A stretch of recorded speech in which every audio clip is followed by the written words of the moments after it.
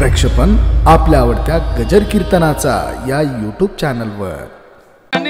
आम्ही जन्माला येऊ, खऱ्या अर्थाने आम्ही जन्माला आलो। येत असताना नरदेहाला आलो आणि नरदेहात आल्याच्या नंतर प्रामुख्याने सज्जन कृतम कृत्यम म्हणजे करण्यास योग्य जे आहे ते करणं, प्रामुख्याने याला कृतकृत्यता असं म्हटलं जातं। आम्ही जन्माला आलो, येत असताना नरदेहाला आलो आणि नरदेहाचं जे कर्तव्य आहे प्रामुख्याने ते आम्ही केलं आणि ते दीर्घकाल केलं। म्हटले महाराज एवढं जे कर्तृत्व केलं ते नेमकं कशाकरिता? जगद्गुरु तुकाराम महाराज सांगितलं आम्ही अट्टहास केला, प्रयत्न केला, कारण प्रत्येक सजीव सज्जन प्राण्यांचं कर्तव्य असतं की आमचं एक ना एक दिवस गोड झाल्याशिवाय राहू नये। आम्ही कष्ट केले, त्या परिणाम असा झाला की खऱ्या अर्थाने सज्जन आमचा शेवटचा दिवस गोड झालेला आहे, याच्यासाठी आम्ही अट्टहास केला। म्हटले महाराज आता तुम्ही अट्टहास केला, पण इथून पुढे आता मला सांगा काय करणार? सरळ आमच्या महाराजांनी सांगितलं आता जे करायचं मला असं वाटतं धन्योहम कर्तव्य मेन विद्यते किंचित, धन्य झालो आता याची संदेह नाही, कारण तुटली या बाही काळा हाती।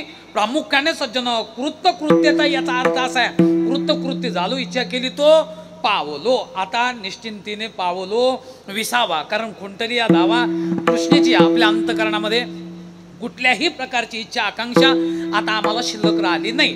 म्हटले महाराज फक्त आता आमचा दुसरा असा प्रश्न आहे की हे तुम्हाला तुमचा जीवाचं खऱ्या अर्थाने जो गोडवा प्राप्त झाला, प्रामुख्याने हा गोडवा प्राप्त होण्याकरता तुम्ही जे साधन निवडलं नेमकं ते साधन कोणते ते सांगताल का? जगद्गुरु तुकाराम महाराज सांगतात भल्या माणसावा आवा असं आम्ही साधन निवडलो की ते साधन केल्याच्या नंतर आम्हाला प्रामुख्याने आमच्या आयुष्याचा वेळ कसा निघून गेला हे आमच्या लक्षात सुद्धा नाही आलं।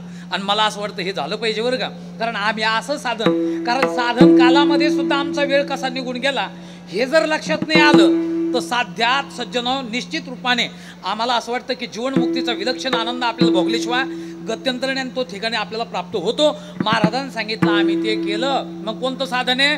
कवतुक वाटे झाली या वेचाचे, नाममंगलाचे तेने गुणे, मंगलभूत असलेले देवाचं नाव आम्ही आमच्या मुखारविंदामध्ये धारण केलं आणि परिणाम काय झाला? तुका म्हणे मुक्ती परिनिली नवरी, म्हणजे मुक्तिरूपी स्त्री श्यामचं पाणी ग्रहण झालं। म्हटले मग आता इथून पुढं महाराजांनी सरळ सांगितलं आता दिवसचारी खेळी मेळी, कारण काम नाही झालो पायी रिकामा, आणि रिकामा होणं म्हणजे रिकाम टेकडं नाही, रिकामा होणे म्हणजे इच्छा रहित होणं, आणि हे आम्ही आमच्या जीवनामध्ये मला असं वाटतं संपादन केलं आणि हे फक्त नरदेहातच होतं। म्हणून जगद्गुरु तुकाराम महाराज सांगितलं आम्ही केलं, आमचा दिवस गोड झाला, आता तुम्ही सुद्धा करा, तुमचा शेवटचा दिवस गोड झाल्याशिवाय राहणार नाही। मला असं वाटतं असा अभंगाचा सरळ भावार्थ हे विठाला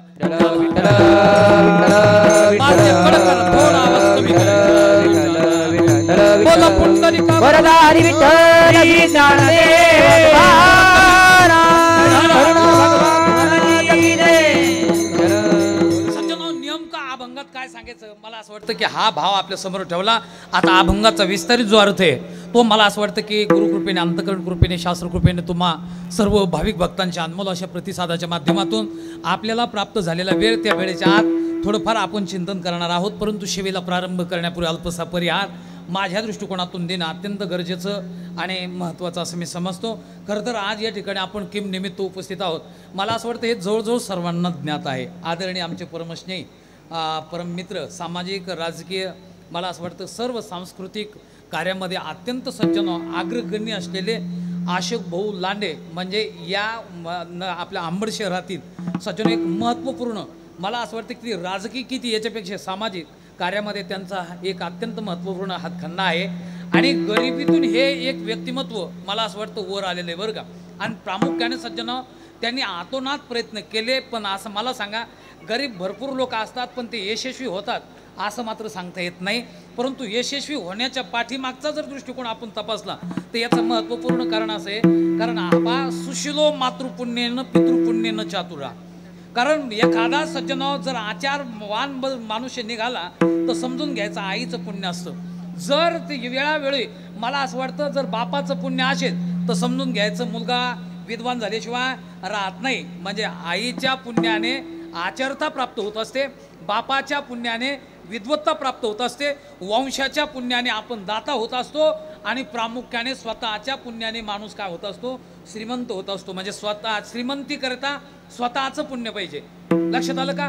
दातृत्व होण्याकरता मला असं वाटतं की वंशाचं पुण्य असलं पाहिजे, आचारवान होण्याकरता प्रामुख्याने सज्जन आईचं पुण्य असलं पाहिजे, आणि जर मुलगा विद्वान व्हावा असं जर वाटत असेल तर हे बापाचं पुण्य असलं पाहिजे बरं का. म्हणून मला असं वाटतं अशोक भाऊ लांडे हे नगरसेवक झाले तर याचं कारण असं आहे की अनपट माणूस काही माणूस पुढं घालत नाही. प्रामुख्याने राजकीय सामाजिक आज वर्तमान कालामध्ये पदनिष्ठ होण्याकरता सुद्धा अत्यंत बुद्धी कौशल्याची गरज आहे, आणि हे कौशल्य मला असं वाटतं की अशोक भाऊला यांना प्राप्त झालं.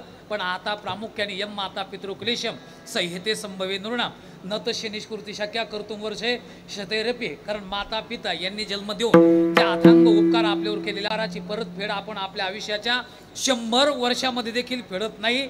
आणि म्हणून माऊली महावैष्णव ज्ञानेश्वर महाराजाला म्हणावं लागलं, अरे जगामध्ये तीर्थ यात्रा वगैरे करा असं आज वाद आम्हाला नाही म्हणायचं नाही, पण तुम्ही आई आणि वडील यांना सोडून जर करत असेल तर ते तीर्थ नाही, ते क्षेत्र नाही. कारण सकल तीर्थाची धुरी आहे जे का माता पितरे त्या सेवे से किरे शरीरे लोन कीजे. मला असं वाटतं की तसा एक हातखंडा प्रामुख्याने जर विचार केला तर अशोक भाऊ लांडे यांनी आपल्या माता पित्यांची प्रामुख्याने सज्जनावर सेवा केली, आणि सेवा केल्याच्या नंतर आज मात्र आईचं जरी असेल पण वडिलांचं छत्र सज्जनावर हरपलेलं आहे बरं का.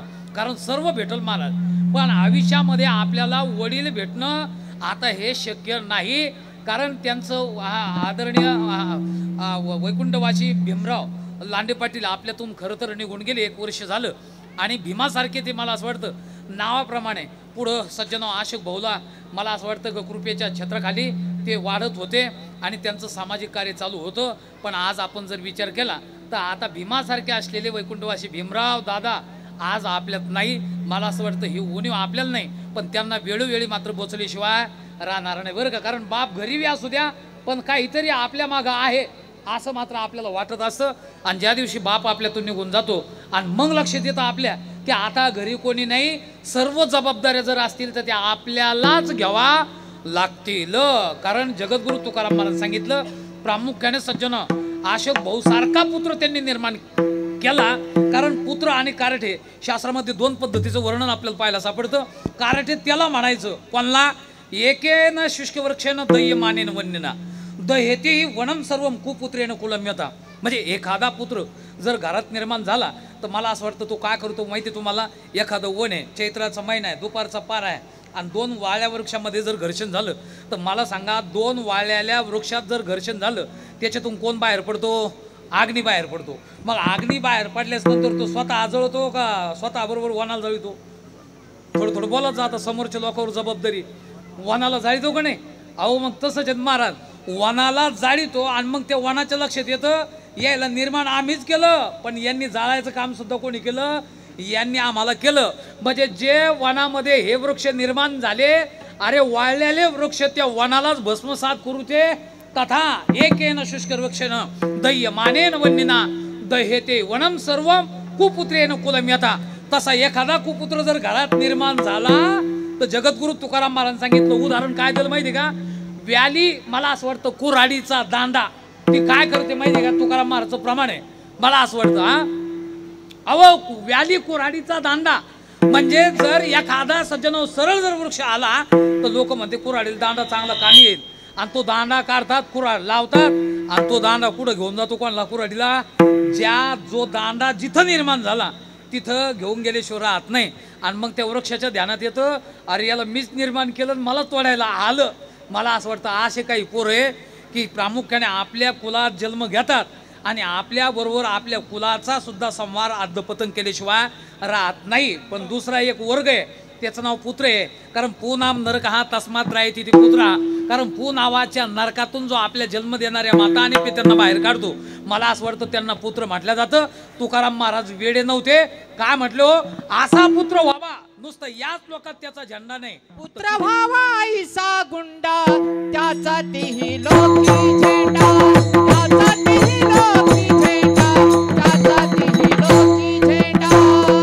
व्हावा ऐसा गुंडा त्याचा तेही लोकी झेंडा, त्याचा तेही लोकी झेंडा, त्याचा तेही लोकी झेंडा. व्हावा ऐसा गुंडा त्याचा तेही लोकी झेंडा, त्याचा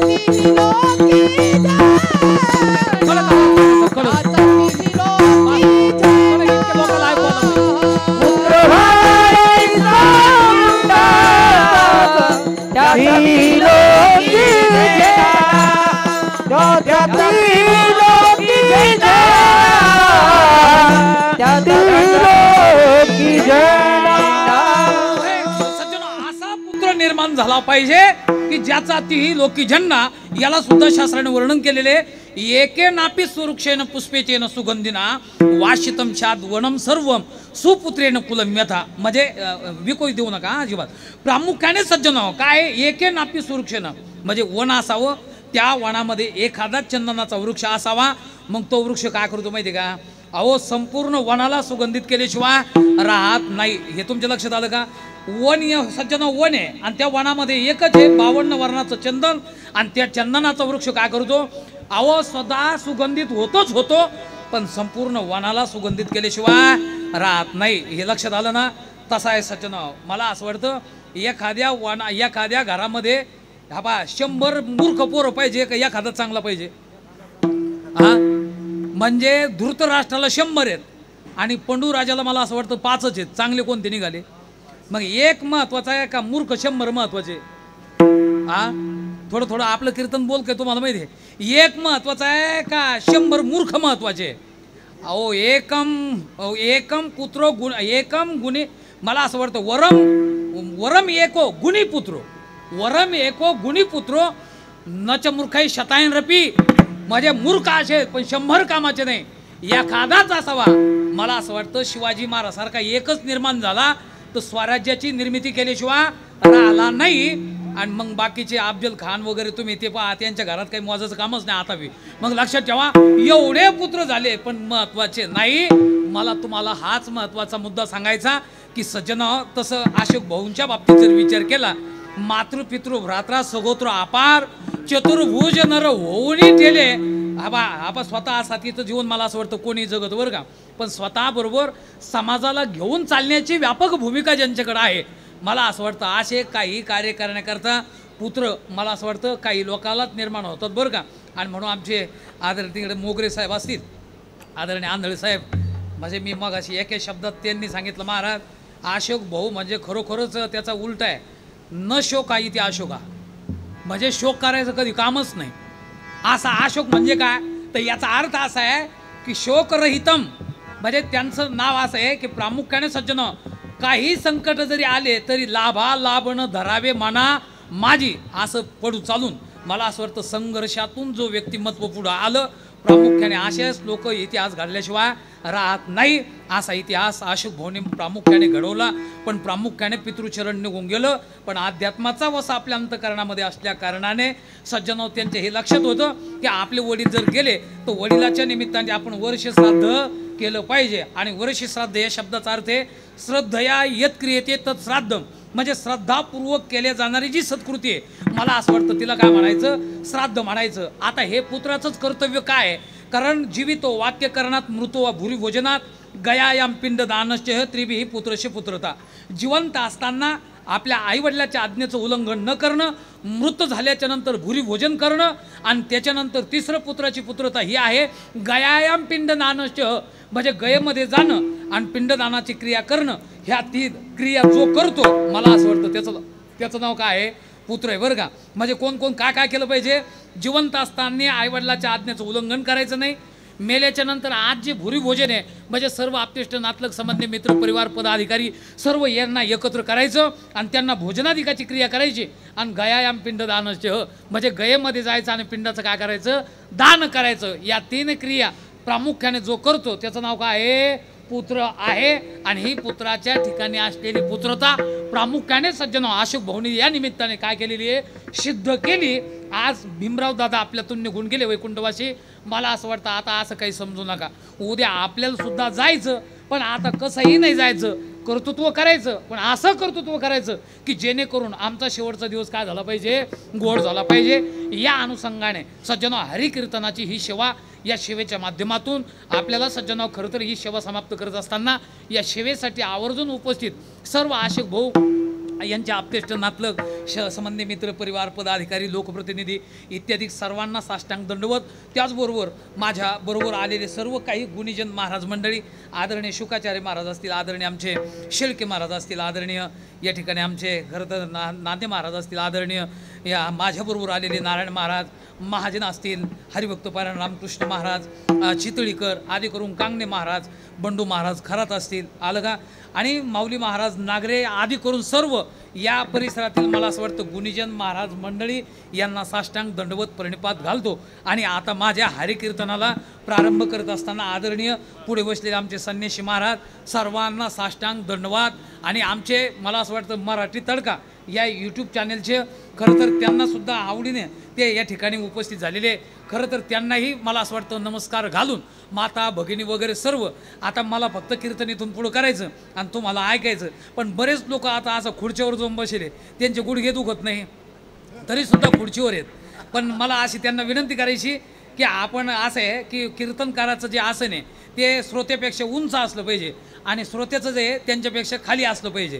पण आता ज्यांना ज्यांना गुडघे दुखते त्यांनी तिथं बसायचं आणि ज्यांचे दुखत नाही त्यांनी नम्रपणाने खाली यायचं बरं का. कारण कीर्तन तसं ऐकू नाही. आणि जर ऐकलं तुकाराम महाराज सांगतात, मला असं वाटतं नम्र जो मनुष्य आहे त्याचा उद्धार होतो का उद्धट, मला सांगा तुम्ही, जो मनुष्य आहे त्याचा उद्धार होतो असा जर प्रश्न केला तर उत्तर काय ते मला देऊन टाका आता तुम्ही पुढे बसलेले. कारण पुरात जर झाडं आले, मला असं वाटतं जर महापूर आला तर महापुरात आला तर दोन पद्धती तिथे असतात, एक लव्हा असतं आणि दुसरं वृक्ष असतात. कोण राहतं कोण जातं महाराजांसह. महापुरे झाडे जाती, महापुरे झाडे जाती, तेथे रभाळे राहती, तेथे रभाळे राहती. महापुरे झाडे जाती, महापुरे झाडे जाती, तेथे रभाळे राहती, तेथे रभाळे राहती. एका प्रमाणाचा परिणाम मला असं वाटतं की 100% आपल्या श्रोत्यावर झाला आणि बिचारे खाली बसलेले. आता बरं का लक्षात ठेवा. मग इथून पुढे आता मला सांगायचं आणि तुम्हाला ऐकायचं. आता सज्जनो, जगद्गुरु तुकाराम महाराज खरं तर यांनी आपला स्वतःचा प्राप्त झालेला अनुभव, त्या अनुभवाचा अनुवाद केला बरं का. आणि पुढच्या श्रोत्यावर जबाबदारी अशी आहे, आता तुम्ही फोन वगैरे जर असेल तर फोन ठेवून द्या बरं का साहेब. आज कसं आहे त्याचं कारण सांगतो तुम्हाला. कारण तुमच्यावरच कीर्तन सर्व आधारित आहे, आता हे लोकांवर आधारित नाही. आता मी काही मागं पाहणार नाही. मग त्याच्यामुळं तुम्हाला आता ऐकायचं आणि इथून पुढं मला सांगायचं. अजिबातच उचलू नका, कारण तुमच्यावर कीर्तन माझं आधारित आहे. विढाला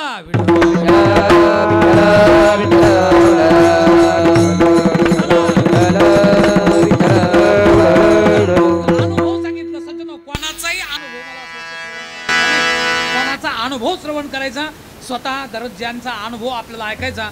ते तुकाराम महाराज सज्जनो कसे आहे. खरं तर जगद्गुरु तुकाराम महाराजच्या विषयी काही लोक संशोधन करण्याकरता आले.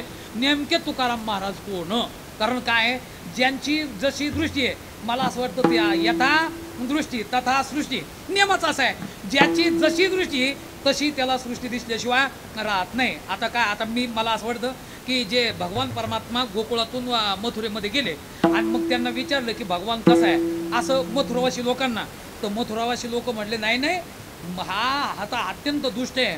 काही म्हणू लागले नाही तो पैलवान आहे, काही म्हणू लागले नाही नाही तो अकराळ विकराळ एक जून काय दुसरं काळच आहे, आणि काही म्हणू लागले नाही तो चतुर्भुज रूप धारण करणारा मला असं वाटतं भक्त वत्सल परमात्मा आहे. आणि काही म्हणू लागले कामी स्त्रिया, नाही नाही माय जणू काही तो मदनाचा पुतळाच आहे. मग मला सांगा हे देवात दोष होता का पाहणाऱ्याच्या नजरेत दोष होता? थोडं थोडं बोलत जा आता. पाहणाऱ्याच्या, अरे मल्लानाम क्षणित श्रीनाम स्मरह स्मृतिमान. श्रीमद भागवतामध्ये कथन केलं की मल्लाना शनी दिसू लागला. स्त्रीनाम स्मरह स्मृतिमान, ज्या स्त्रिया होत्या कामे त्यांना मदनाचा पुतळा दिसू लागला. हा आमच्या देवाचा दोष नाही, तर पाहणाऱ्याच्या नजरेचा मला असं वाटतं काय होता दोष होता. आता आरसा आहे का नाही, आरसा आपण जर समोर ठेवला, आता आरशात जर मी पाहिलं, तुमचं नाव काय हा उद्धव शेठ. आता मला सांगा उद्धव महाराज जर आरशात मी पाहिलं तर मी कसा दिसेल आरशामध्ये? काळा दिसत, बरोबर आहे. आणि तुम्ही कसे दिसतील? गोरा दिसेल. म्हणजे पाहणा एवढे जवळ बसून तुम्ही मला डायरेक्ट काळं म्हणायला लागले, काय धाडस आहे तुमचं. मग आता याचा अर्थ काय आहे की बरोबर आहे ते चुकले नाही ना. त्याचं कारण असं आहे मी जसा आहे तसं दाखवणं. आरसा मी घेतला आणि सज्जन त्याच्यावर दगड टाकला, मग आता आरसा म्हटलं की बाबा माझ्यावर करून दगड टाकला तू, हा माझा दोष नाही तू काळा दिसणं. मग हा आरशाचा दोष आहे का पाहणाऱ्याचा दोष आहे?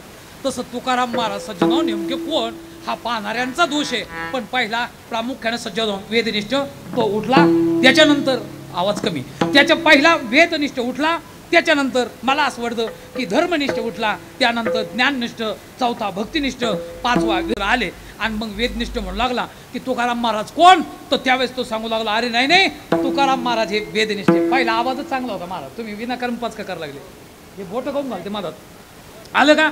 म्हणजे प्रामुख्याने सज्जन पहिला वेदनिष्ठ होता, तो म्हणू लागला तुकाराम महाराज हे वेदनिष्ठ आहे. का वेदनिष्ठ आहे? कारण स्वतः तुकाराम महाराजचा गाथा जर आपण अवलोकन केला तर तुकाराम महाराज नेमके कसे आहे तर स्वतः महाराज सांगतात अरे वेदाचा वेद वेदाचा तो अर्थ आम्हासी सटावा, वेदाचा तो अर्थ आम्हासी सटावा, वेदानी वहावा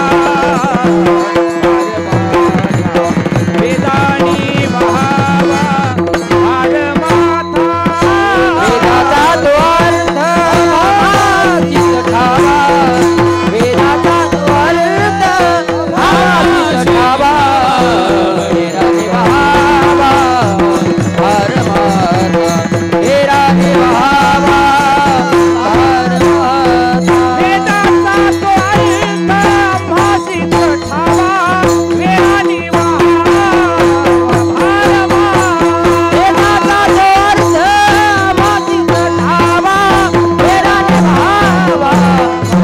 माथा,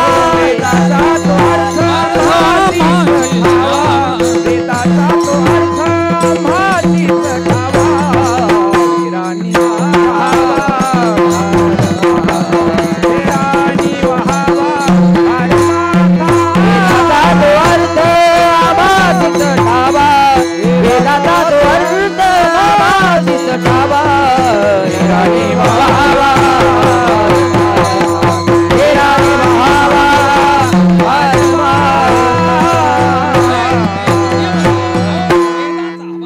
वेदानी शब्दाचा अर्थ आहे वेद येती. वेद हा वेद येती म्हणजे जो जाणून देतो. मला असं वाटतं त्याचं नाव काय आहे वेद किंवा इष्ट प्राप्तीर अनिष्ट निवृत्तीर या यो अलौकिक उपपादयती सहा वेदा. म्हणजे इष्टाची प्राप्ती अनिष्टाची निवृत्ती करून देणारा अलौकिक स्वरूपाचा जगातला जर ग्रंथ कोणता असेल तर त्याचं नाव काय आहे वेद. मग आता वेदात जो अर्थ आहे मला असं वाटतं तुकाराम महाराजच्या गाथ्यात सुद्धा काय आहे तोच अर्थ आहे. म्हणून गाथा पंचमो वेद हा गाथा त्याच्यामुळे सज्जन हा वेदनिष्ठ होता. अरे तो सांगू लागला आपा यन मनसानं म्हणते हवर म्हणमतम तदेव ब्रह्मत्वम विद्येनेदम येदेदम यद उपासदे. मला असं वाटलं जे सूत्र आहे तिथं जे सूत्र आहे आता इथं सुद्धा मला असं वाटतं प्रामुख्याने हे सूत्र आपल्याला पाहायला सापडत का. का बरं? त्याचं कारण आहे मंत्र म्हणण्यात मला असं वाटतं त्याचे अर्थबोधकता नाही. त्याच्यामुळे महाराजांचा कटाक्ष यांच्यावर होता वेद तुम्हाला माहीत असेल पण खरा वेदाचा अर्थ कोणाला माहिती आहे तो आम्हाला माहिती आहे असा वेदनिष्ठ सांगू लागला. म्हणून तुकाराम महाराज कोण त्याला विचारलं तो म्हणे तुकाराम महाराज वेदनिष्ठ. आता त्याला दम निघतो का दुसऱ्याला? दुसरा उठला आणि तो म्हणणार रे तुकाराम महाराज वेदनिष्ठ नाही तुकाराम महाराज धर्मनिष्ठ. का बरं? त्याचं कारण आहे सज्जनाव धारणा धर्म मिथ्याहू येन धारे ते प्रजा. वर्ण धर्म आणि आश्रम धर्म आपल्या शास्त्रामध्ये मानलेले ब्राह्मण क्षत्रिय वैश्य शूद्र ब्रह्मचारी संन्यासी वानप्रस्थ आणि मला असं वाटतं ग्रस्त. तर प्रत्येकाचे वेगवेगळे कर्म आणि धर्म सांगितले का नाही. मग प्रामुख्याने तुकाराम महाराजचा गाथा जर आपण वाचला तर तो धर्मनिष्ठ सांगू लागला. प्रत्येक गाथ्यातल्या शब्दामध्ये प्रत्येकाला उपदेश महाराजांनी केलेले धर्माचा. आणि एरवी आम्ही त्यांना जाऊन विचारलं की तुम्ही अवतार जो धारण केला तो नेमका कशा करता तर त्यांनी सरळ सांगितलं जे पाखंडी आहे त्यांचं खंडन आणि धर्माचं मंडन याच्याकरता आम्ही या धर्माचे पालन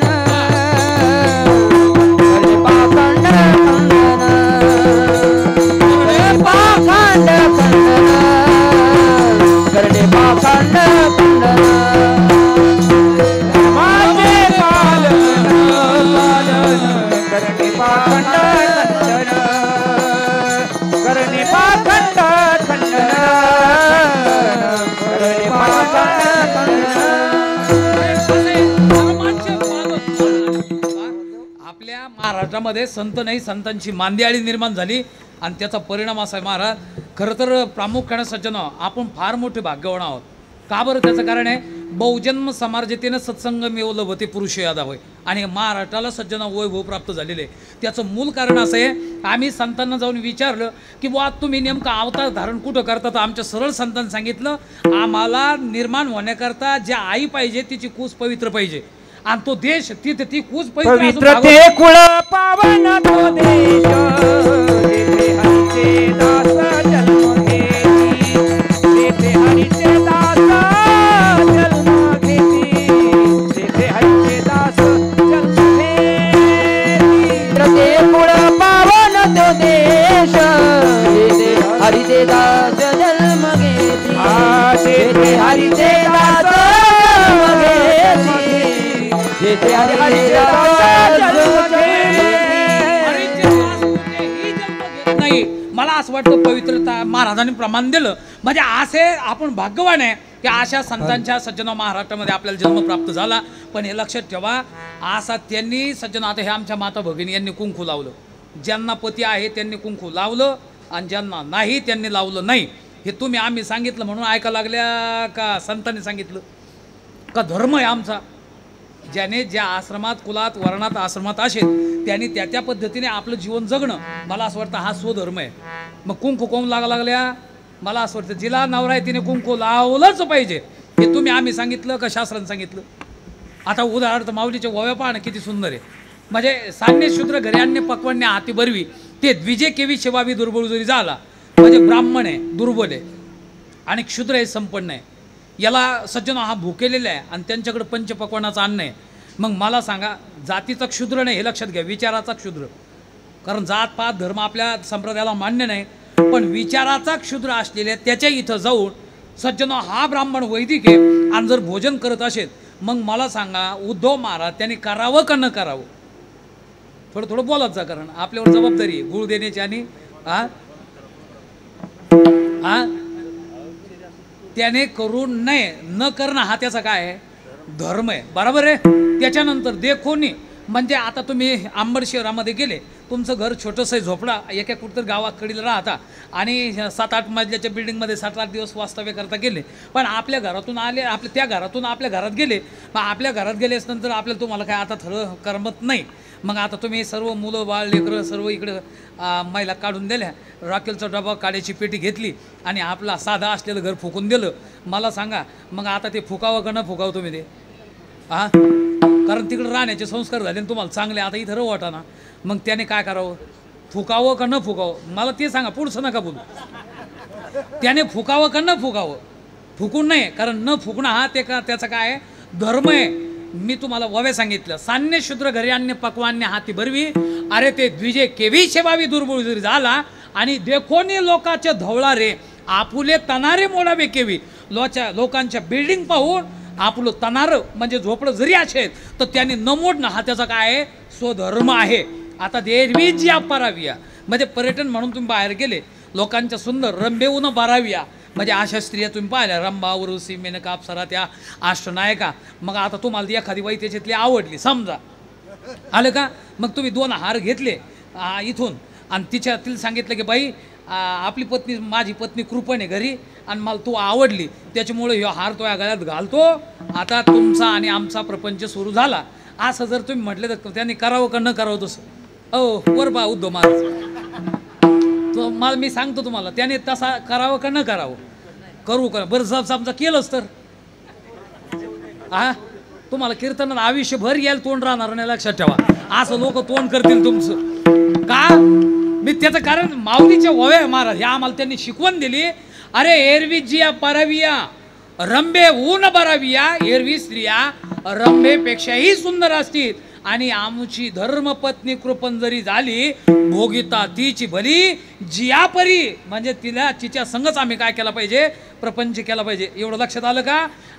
त्याला आता सज्जन श्रेयान स्वधर्म युगुणा परधर्मात सुनिष्ठिता स्वधर्मे निधनम श्रेय हा परधर्म भयावहा. कारण दुसऱ्याचा धर्म कसाही जरी असला तर मला असं वाटतं त्याला अवसरवाद आपला असला नाही पाहिजे. उदाहरणार्थ गंधमादन नावाचं वानर आहे आणि ते वानर कुंभकर्ण महाराजच्या ताब्यात गेलं आणि मग कुंभकर्ण महाराज म्हटले त्याला की तू कोणाचा वास येतो तुझा चांगला वास येतो का आमच्या लंकेत.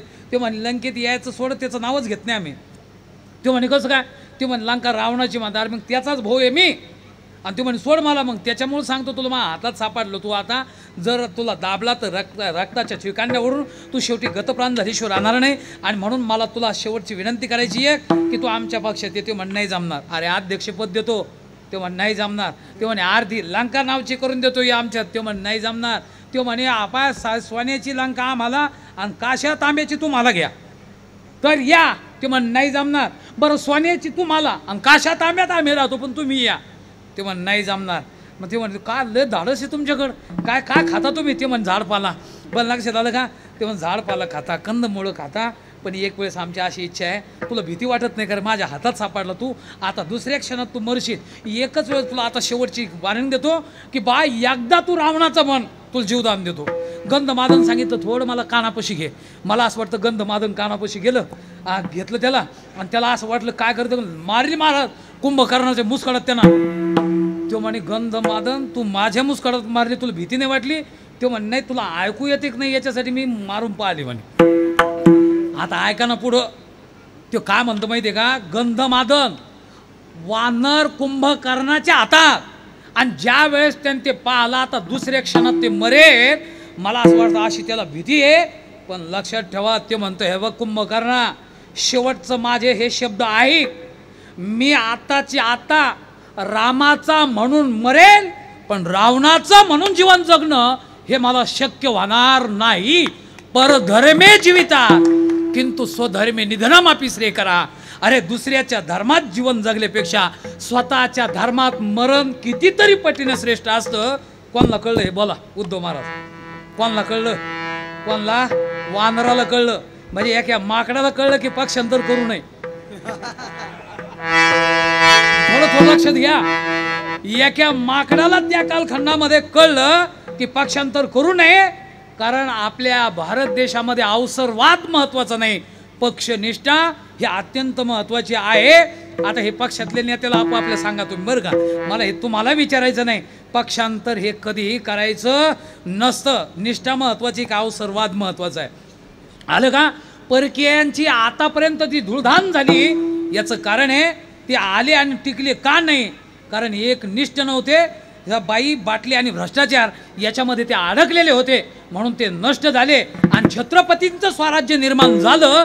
4 मावळे असताना सुद्धा. त्याचं कारण असं आहे, एक तर गनिमी कावा होता, त्याच्यानंतर सज्जनाव निष्ठा होती आणि त्यानंतर आपण जर विचार केला माणसाची तर होतीच होती. पण मला असं वाटतं अरे ते बस ज्या घोड्यावर बसत होते ना ते घोडे आणि कुत्र्याची सुद्धा होती म्हणून स्वराज्याची काय झाली निर्मिती झाली. हे लक्षात ठेवा. प्रामुख्याने तुम्हाला मला हे सांगायचं पक्ष हे काय अत्यंत महत्वाचं आहे की धर्मनिष्ठ आपण असलं पाहिजे. आणि हा धर्म आम्हाला कोणी शिकवला तर आमच्या साधू संतांनी शिकवला. हा धर्मनिष्ठ सांगू लागला तुकाराम महाराज कोण, मग धर्मनिष्ठ आहे. तिसरा उठला तो म्हणे तू म्हणतो वेदनिष्ठ, तू म्हणतो धर्मनिष्ठ, आता तुमचं काय मत आहे. तो म्हण नाही तुकाराम महाराज ज्ञाननिष्ठ आहे. का बरं. कारण तुकाराम महाराज विचारलं की बुवा वैष्णवांना हे जग म्हणजे हे कसं दिसत असतं, तो त्यावेळेस त्यांनी सांगितलं बाबा त्याला हे संपूर्ण जग हे जग नाही विष्णुमय जग वैष्णवाचा धर्म, विष्णुमय जग वैष्णवाचा धर्म, विष्णुमय जग वैष्णवाचा धर्म, विष्णुमय जग वैष्णवाचा धर्म. वेदा भेद भ्रम अमंगळ, वेदा भेद भ्रम अमंगळ, ऐकादी तुम्ही भक्त भागवत, ऐकादी तुम्ही भक्त भागवत. वेदा भेद भ्रम अमंगळ, वेदा भेद भ्रम अमंगळ, ऐकादी तुम्ही भक्त भागवत, ऐकादी तुम्ही भक्त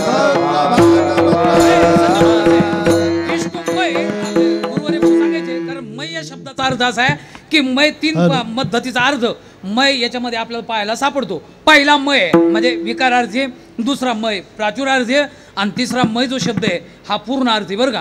म्हणजे प्राचुरार्थी मय शब्द आहे. आता इथं कोणता अर्थ घ्यायचा हे महत्वाचं आहे. कोणता अर्थ घेणं महत्वाचं आहे. मय या शब्दाचा शेवटचा अर्थ आहे पूर्णार्थ. पूर्णार्थ का त्याचं महत्वाचं कारण असं आहे. सज्जन आपण 97च्या कालखंडामध्ये पंढरपूर क्षेत्रामध्ये पूर आला. मग सर्व वारकऱ्यांना सज्जन आपले वर्तमानपत्र सांगायचे हेडिंगच यायची काय पूर्ण पंढरपूर काय झालं जलमय झालं. मय शब्द आला का नाही. मय शब्द आला म्हणजे काय. मय शब्द आला आता काय शिवसेनेचा मला असं वाटतं प्रत्येक पक्षाच्या सभा होत्या का नाही, आहे की नाही? मग सभा झाल्या की हेडिंगच येऊन टाकते तिथं, काय काय पूर्ण सभा कधी शिवमय झाली, कधी मनशमय झाली, कधी राष्ट्रीय पक्षमय झाली, असे म्हणत नाही लोक. म्हणजे हे का, त्याचं कारण आहे जिथं समाजाचा पूर आला, मला असं वाटतं तिथं मय शब्दाचा वापर केला जातो. जसं जल काय की पंढरपूर जलमय झालं, म्हणजे जिकडं पाहावं तिकडं पाणीच पाणी. तसं आम्ही खऱ्या भक्ताला वैष्णवाला विचारलं तुम्हाला देव कुठं दिसतो, तर त्यांनी सांगितलं महाराज आम्हाला उलट बोला, आमचा देव कुठं दिसत नाही, कारण विष्णू मय जिकडं पाहावं तिकडं आमचा देवच देव. विठ्ठल जळीस्थळी भरला, हरिता ठाव नाही उरला, देशता कालता वस्तुता परिच्छेद रहित असं चैतन्य, म्हणजे आमचा काय तो देव आहे. हे कोणाचं लक्षण आहे? ज्ञानाचं. म्हणून तुकाराम महाराज कोण, तर तो सांगू लागला तुकाराम महाराज हे ज्ञाननिष्ठ आहे. चौथा उठला तो म्हण नाही रे, तुकाराम महाराज ना वेदनिष्ठ ना धर्मनिष्ठ ना ज्ञाननिष्ठ, तुकाराम महाराज हे भक्तिनिष्ठ आहे. का आज सुप्तेर अमृतेर कालम नैत वेदांत चिंत्या. सकाळी उठल्यापासून झोपेपर्यंत आणि जन्मल्यापासून मरेपर्यंत फक्त देवाचंच चिंतन केलं पाहिजे. सज्जनो काय, कारण असं आहे की जो भक्त असतो त्याला जर आपण जाऊन विचारलं तुम्ही भजन कधी करता, उत्तर काय देतात ते, महाराज अहो आम्ही भजन कधी करत नाही ते सांगा. त्याचं कारण आहे आम्हाला रात्र आणि दिवसही कळत नाही. गोविंदाचे पवाडे, गोविंदाचे पवाडे, गोविंदाचे पवाडे, गोविंदाचे पवाडे, गोविंदाचे पवाडे. एक नियम असा आहे की जागृती स्वप्न सुसुप्ती ना आठवे ही वृत्ती ज्यांची आहे, मला असं वाटतं त्यांना काय म्हणायचं, भक्तिनिष्ठ.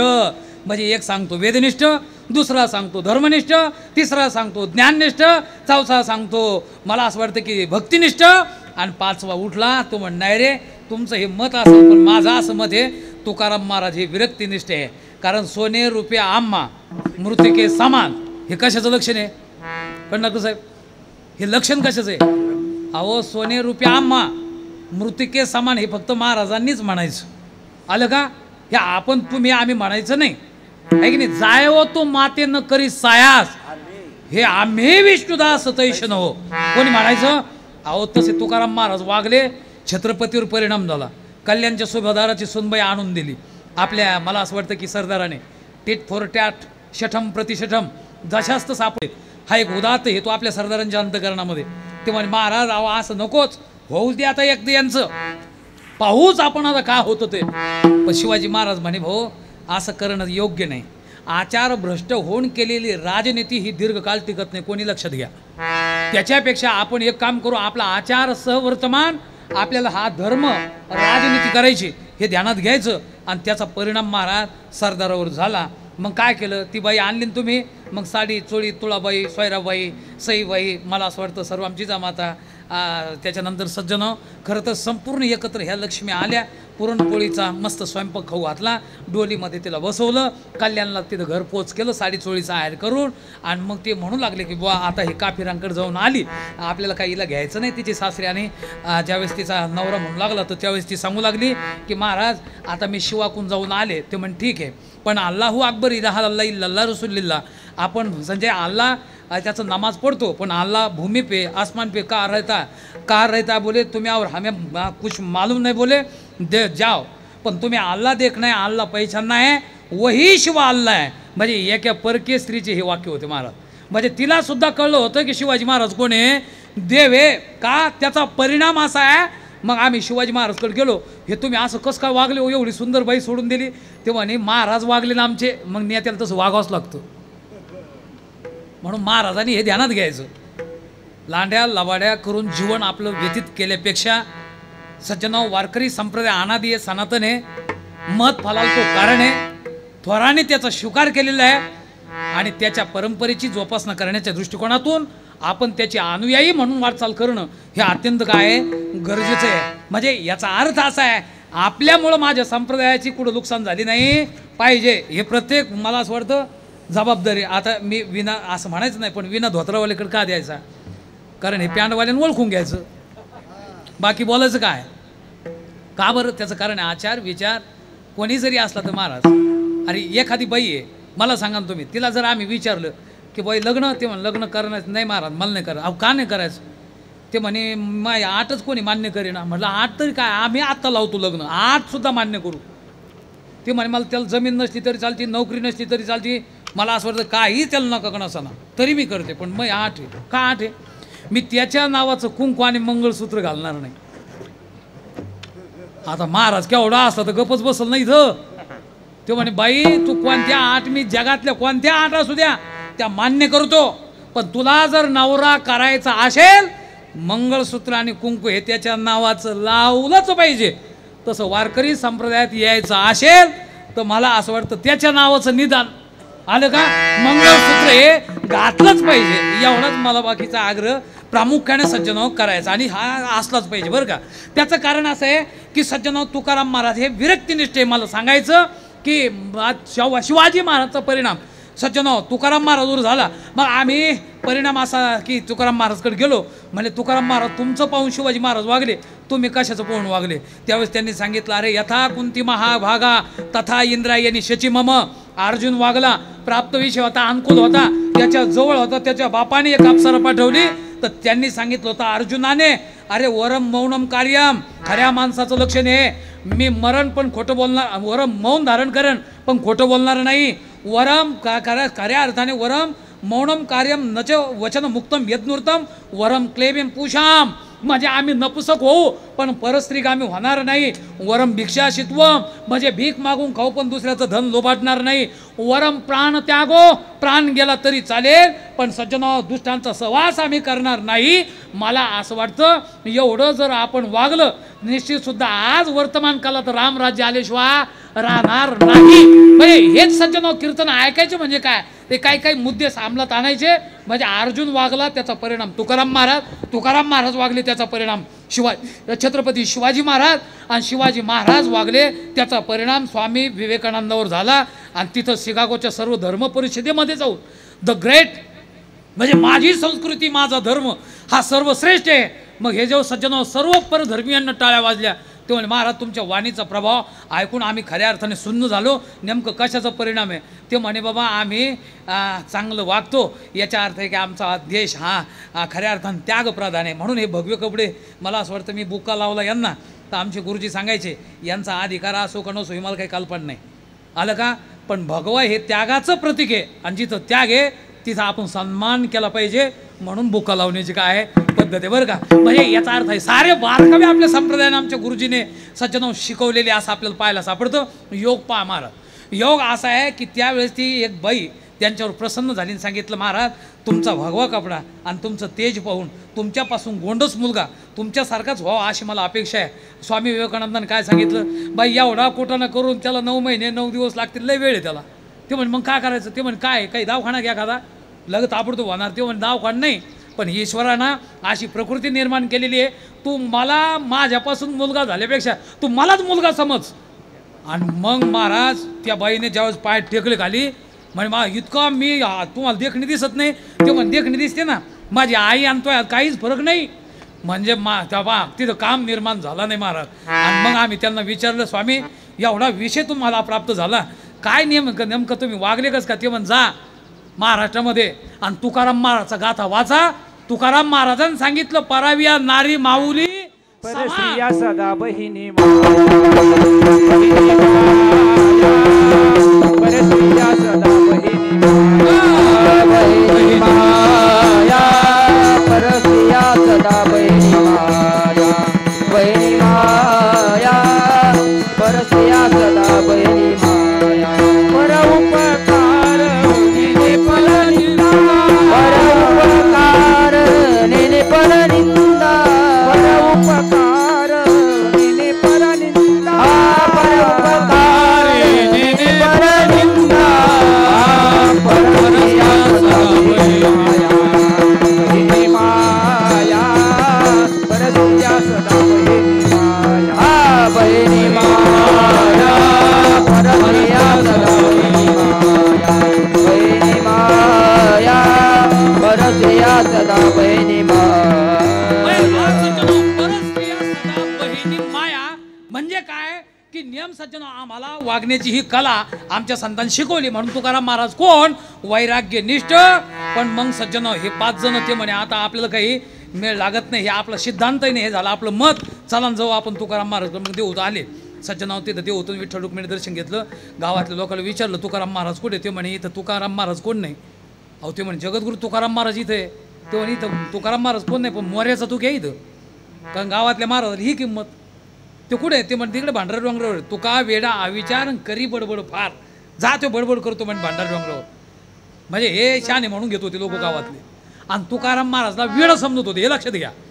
ज्यावेळेस हे तुकाराम महाराज गेले भंडाऱ्यावर, तर भंडाऱ्यावर पाहिल्यानंतर तुकाराम महाराज सज्जन यांनी दर्शन घेतलं आणि विचारलं महाराज की बुवा नेमकं आम्हाला एक अशी इच्छा आहे की तुमचे नेमकं तुम्ही कोण आहात?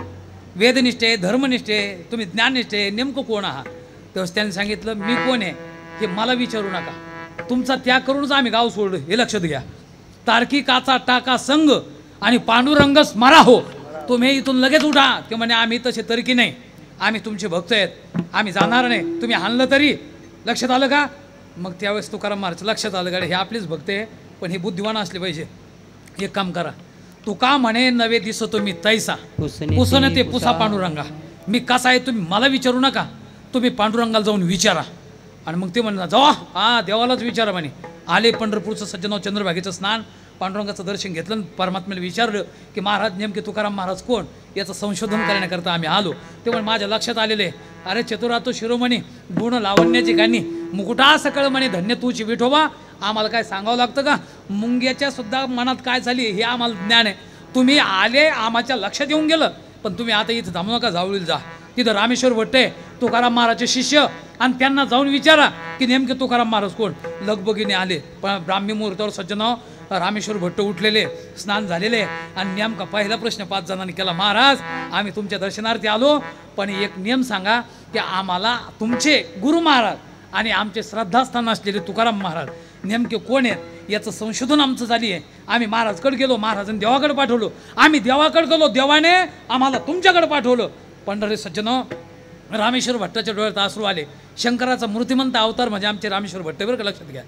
आणि ते म्हणे महाराज बरं झालं कालच मी मोजमाप केलं महाराज. तुकिता तुलनेसी ब्रह्मतुकासी आले, तुकिता तुलनेसी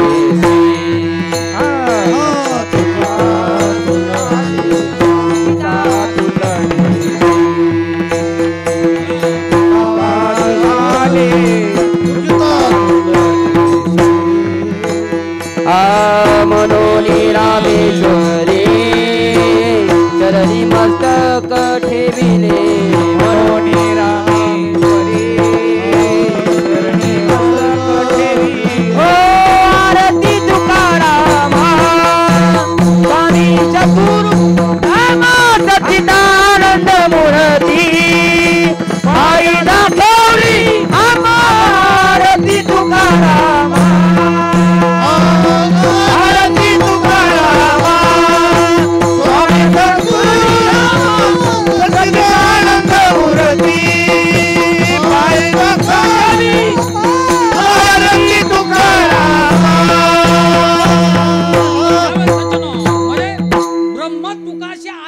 म्हणजे ब्रह्म सज्जन तुकाराम महाराज आणि ब्रह्म यांची तुलना केली तर ब्रह्मच तुकाशी आले. याचा अर्थ असा आहे ब्रह्माला खाली यावं लागलं. तुकाराम महाराजचं मोठेपण सज्जनो एवढे. याचा अर्थच काय आहे की अनो रेणोया थोकडा तुका आकाशा एवढा आकाशवत सर्व गतश्च नित्यम. आकाशाप्रमाणे सर्व गत असलेलं सज्जनो जर कोणतं असेल तर ते ब्रह्म आहे. ब्रह्म आणि तुका हे एकच आहे. मग हे यांचे डोळे भरून आले, कारण सज्जन हे नम्र होते. त्यावेळेस गेले महाराजचं दर्शन घेतलं, म्हणजे महाराज तुम्ही एवढे मोठे आहात, पण आज आम्हाला कळलं, पण एवढं मोठे पण तुम्हाला कशामुळं प्राप्त झालं. तर त्यावेळेस महाराजांनी सांगितलं भाऊ हे सहजासहजी प्राप्त होत नाही. अदृष्टाने जे वाढतं त्याचं नाव प्रपंच आहे, आणि प्रयत्न करून जे सिद्ध होतं त्याचं नाव आहे पारमार्थ आहे. आम्ही प्रयत्न केले म्हणजे काय, एक तर जन्माला आलो, नरदेहाला आलो, नरदेहाचं कर्तव्य आम्हाला कळलं, आम्ही सद्गुरूला शरण गेलो, तेथे तनुमनुजी आम्ही त्यांची सेवा केली, त्यांनी आम्हाला तत्त्वज्ञानाचा उपदेश केला. तत्त्वज्ञानाचा उपदेश केल्यामुळे आमच्या लक्षात येलं की आमचा आवरण नावाचा दोष गेला, आणि मग आम्हीच देव आहे ही आमची वृत्ती झाली. म्हणजेच आमचा शेवटचा दिवस काय झाला, गोड झाला. आणि याच्यासाठीच आम्हाला काय काय करावं लागलं. मग महाराज सांगू लागले अभंगाचं पहिलं चरण.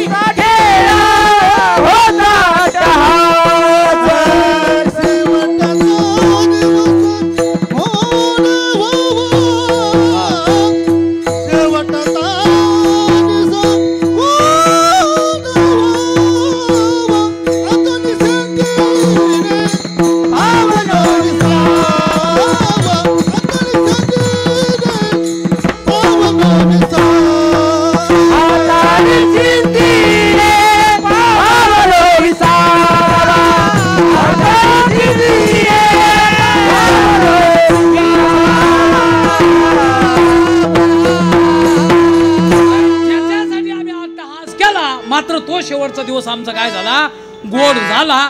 आता मला तुम्हाला असा प्रश्न करायचा, प्रामुख्याने सज्जनो अट्टहास करावाच लागतो असे आमचे गुरुजी सांगायचे. आता तुम्ही सकाळी उठल्यापासून झोपेपर्यंत तुम्ही आता सहज असं जीवन जगतो आपण, हे अट्टहास म्हणजे प्रयत्न. ऐक ना, आमचे गुरु सांगायचे अट्टहासामध्ये प्रकार दोन आहेत, एक व्यावहारिक अट्टहास आणि दुसरा आहे पारमार्थिक अट्टहास. पारमार्थिक अट्टहासामध्ये प्रकार हे चार: सत्तेसाठी अट्टहास, संपत्तीसाठी अट्टहास, स्त्रीसाठी अट्टहास आणि पुत्रासाठी अट्टहास करणारा वर्ग आपल्याला पाहायला सापडतो. म्हणजे व्यावहारिक अट्टहासामध्ये प्रकार किती? चार. थोडं थोडं लक्षात घ्यायचं, आपल्याला मुद्दे सुधायचं. आता मला सांगा, सत्तेसाठी सुद्धा काय करावं लागतो? अट्टहासच करावा लागतो. आलं का? हे आता इथं शिकले काही मंडळी आहे, अलेक्झांडर नावाचा राजा, सिकंदर वगैरे हे जे आलेत ना, अफगाणिस्तान वगैरे आपापल्या ग्रीक या देशामधून मला असं वाटतं हा आला होता. पण त्याला तुम्ही सज्जनाव ज्यावेळेस आला होतो असे फकीर महाराज बसले होते महाराज. ते म्हणे उद्या आपल्याला आक्रमण करायचं, भारतात त्यांनी स्वारी केली ना. आल्याच्या नंतर त्यांनी पाहिलं की हे भगव्या कपड्याचा माणूस हा वेगळा आगळा वेगळा दिसतो, आपल्या देशात आपण पाहिला नाही. ते म्हणे त्याला बोलून आण, कारण ते सर्व सांगणं आपल्याला. आणि म्हणून एके शिपायाला पाठवलं, ते भगव्या कपड्याला जो फकीर त्याला घेऊन ये. आता महाराज हे फकीरच नाही, याला काय घेणं नाही. ते शिपाई गेला आणि शिपाई गेल्यानंतर सांगितलं, महाराज जगजेता अलेक्झांडर नावाचा आमचा राजा, त्यांनी तुम्हाला आमंत्रित केलेलं आहे. ते म्हणे काम कोणाचं आहे? ते म्हणे आमच्या राजेसाहेबाचं. मग तुला लाज वाटत नाही की ज्याचं काम आहे त्यालाच इकडे बोलव ना, मी कशाला येऊ तिकडे? फकीर आहे, याला काय घेणं नाही. त्या काम कोणाचं आहे? माझं आहे का त्याचं आहे? ते म्हणे त्याचं आहे. मग ज्याचं काम आहे त्याला इकडे बोलव, मी याला रिकामा नाही.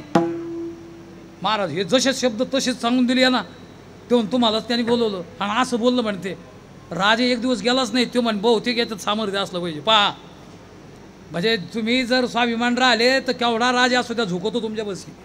पण तुम्हीच म्हणायला लागली की या साहेब साहेब म्हणतो हे आचार्य. आताच सांगायला लागलो. म्हणजे योग असा आला की ज्या वेळेस ते गेल्याच्या नंतर दुसऱ्या दिवशी गेलो महाराज संन्यासाचे, त्यावेळेस ते बसले होते साधनेला. नेमकं हे जपत गेले राजेसाहेब. ते म्हणजे महाराज मीच काल आमंत्रित केलं होतं, पण माझी चूक झाली, मी आपल्याकडं आलो. ते म्हणे बैस खाली मांडल्याच नंतर ते एकदम बसू लागला. ते म्हणे तसं बसू नको, उठ उभा राहा, आसन घेन मग बैस. मग आसन आलं पहिलं, मला असं वाटतं व्याघ्र आसन. ते म्हणे त्याला हात नको लावू. ते म्हणे का? हे वाघाचं आसन आहे, हे झपी तपी जे असतील ना त्यांच्याकरता आहे. मग नंतर मृगासन आलं. ते म्हणे ते बी हात नको लावू. ते म्हणे हे संन्यासी मोठमोठे जे ऋषीमुनी महर्षी झालेले त्यांच्याकरता आहे. मग आता काय घेऊ? ते म्हणे ते आसन घे. ते म्हणे हे वृषभासन. म्हणजे पहिलं व्याघ्रासन म्हणजे वाघाचं, दुसरं मृगासन म्हणजे हरणीचं. आमच्या देशात हे पवित्र मानलेले आहे. मग हे आसन हे म्हणे हे बैलाचं. हे बैलाचं मला कसं काय? ते म्हणे बैलाचं बैलाला. तुमच्या लक्षात आलं का? हे बैलाचं बैलाला. ते म्हणे बैलाचं बैलाला कसं काय? त्याचं कारण आहे म्हणे समान शिलेशी व्यसनेषु सख्यम. दोन धर्म जरी एकत्र आलं का, गुणत्वावच्छेदक संबंधाने प्रामुख्याने जर विचार केला तर तो बैलच असतो. आकार महत्त्वाचा नाही.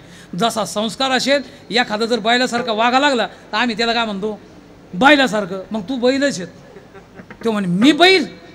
मला तुम्ही बैल म्हटले? ते म्हणे हां. काय कारण? ते म्हणे आमच्या भारत देशामध्ये सकाळी 5 वाजेला बैल खऱ्या अर्थाने नांगरटीला झोपवले जुना काल. आणि त्या बैलाला दिवसभर नांगरटी करायची. आणि त्याला विचारलं किती नांगरलं? तो म्हणतो मला माहीत नाही, नुसतं नांगरलं. किती एकर, किती बगे, किती हेक्टर, ते म्हणतो मला काहीच माहीत नाही, नुसतंच नांगरलं आम्ही. मग तसं बायलासारखंच काम तू केलं, जग येत आहे तुझं नाव. ते म्हणे हो. मग आतापर्यंत पूर्ण जग तू जिंकीतच आला, म्हणजे याला किती नांगरटी केली हे सांगता येत नाही. आणि यांना नांगरटी केली तर त्या भोगाचा याला फायदाही नाही, नुसताच नांगरटीत हानीत सुटला. मला असं वाटतं तसा तू सुद्धा नुसता जग जिंकीत सुटला. अरे भोगतो कधी ते भोगल मग याला जिंक्यो. ते म्हणे मी जग जिंकायला आलो हे तुम्हाला कसं कळलं? अरे ज्याला न सांगताना कळतं तोच तर फकीर आहे, तोच तर साधू आहे. आणि मग याच्या लक्षात आलं तर अवघडच काम बाबा. आता मी बैल आणि दुसरं बैल आहे. तुला सांगतो त्याचं कारण असं आहे, बैल म्हणजे ज्यावेळेस तो बसू लागला ना महाराज, असं आहे की ते आसन ओपन करायचं कॅलेंडरसारखं झालेलं. ते उत्तरेकून ज्यावेळेस ओपन करायला लागला तर पूर्वेकून जमा होतो यायचं, पूर्वेकून ते ज्यावेळेस ओपन करू लागलं तर ते मला असं पश्चिमेकून जमा होतो यायचं. मग ते म्हणे हे आसन नीट व्हाय ना. ते म्हणे मग लक्षात ठेव याच्यातून अर्थ काढले साधूनी. ते म्हणे उत्तरेकून गेला तर पूर्वेकून, पूर्वेकून गेला तर उत्तरेकून. लक्षात आलं का? हे आसन बारे मेलेल्या बैलाचं आसन नीट करून बसायला तुला अर्धा तास लागला तर हे जिवंत माणसाशी तुला लढायचं. आता तू कसा लढशील? आणि त्याच्यानंतर तिसरं उत्तर आहे पूर्वेकून भिडला तर उत्तरेकडचे लोक का गप बसणार आहे का? मग त्याच्यापेक्षा एक काम कर ना, तू माझ्या पाया पड आणि डायरेक्ट तू पाहुणा आहे आणि पाहुण्यासाठी आसन बसायला दिलं जातं. इथं तू काही घरगुती जावाई होऊ नको. आणि महाराज युद्ध न करताना तो राजा फकीरांचं दर्शन घेतलं आणि या भारत देशातून निघून गेला.